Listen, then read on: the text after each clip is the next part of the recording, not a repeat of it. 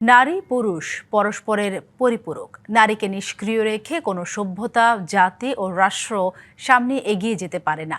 এই বাস্তবতা ধারণ করে নারীর ক্ষমতায়নে নানা পদক্ষেপ নিচ্ছে বিএনপি সরকার। অচলায়তন ভেঙে রাষ্ট্রীয় গুরুত্বপূর্ণ প্রশাসনিক দায়িত্ব দেওয়া হচ্ছে নারীদের। বিএনপি সরকারের বয়স মাত্র 6 মাস হলেও এরই মধ্যে দেশের 64 জেলার 21টিতে নারী প্রশাসক নিয়োগ দেওয়া হয়েছে। 499টি উপজেলার মধ্যে 191টিতে প্রশাসনের দায়িত্বে নারীরা। এছাড়া 478 সহকারী কমিশনার বা এসি ল্যান্ডের মধ্যে 116 জন নারীকে পদায়ন করেছে সরকার। দেশের মোট জনসংখ্যার অর্ধেকের বেশি নারী হলেও একটা সময় পর্যন্ত সর্বক্ষেত্রে নারীর অংশগ্রহণ ছিল নামে মাত্র।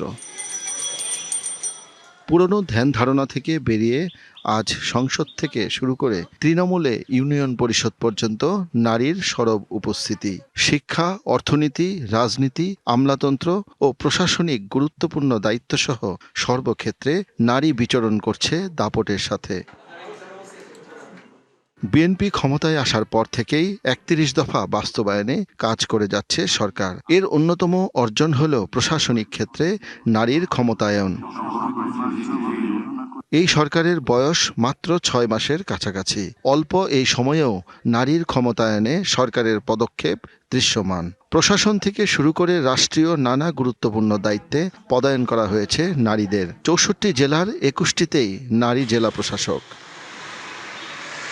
দেশের ইতিহাসে প্রথমবারের মতো ঢাকা জেলার প্রশাসক করা হয়েছে একজন নারীকে, যিনি রাজধানীর মতো দেশের গুরুত্বপূর্ণ কেন্দ্রের দায়িত্ব সামলাচ্ছেন দক্ষতার সাথে। নারীর জয় জয়কার কিন্তু সর্বত্র। সব থেকে বড় কথা কি, এখন কিন্তু আমাদের দেশের মোট জনগোষ্ঠীর প্রায় অর্ধেকেরও বেশি নারী। বাংলা কিউআর যেখানে নগদ পেমেন্ট সেখানে। সারা দেশে 10 লাখেরও বেশি মার্চেন্টে নগদে পেমেন্ট করুন খুব সহজে।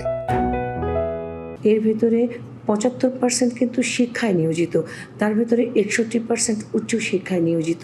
এই যে নারীর অগ্রযাত্রা, এটা কিন্তু রোধ করা একেবারেই সম্ভব না। পদ্মা তীরের জেলা রাজবাড়ী, এই জেলার জেলা প্রশাসকও একজন নারী।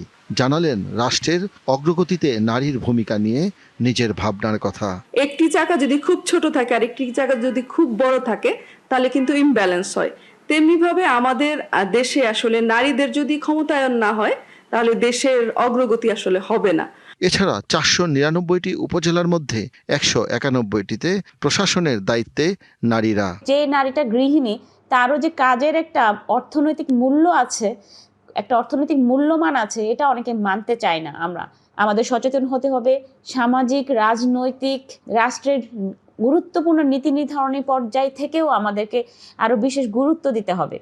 ভূমি ব্যবস্থাপনার মতো গুরুত্বপূর্ণ দায়িত্বে থাকা 478 সহকারী কমিশনার বা এসি ল্যান্ডের মধ্যে 116 জন নারী। এটি মোট কর্মকর্তার 24% বেশি। সংশ্লিষ্টরা বলছেন, সামাজিক, অর্থনৈতিক, প্রশাসনিক ও রাজনৈতিক ক্ষেত্রে নারীর ক্ষমতায়নে সরকারের পদক্ষেপ অব্যাহত থাকলে পাল্টে যাবে সামগ্রিক বাস্তবতা। শাহ ইমন, ডিবিসি নিউজ, ঢাকা।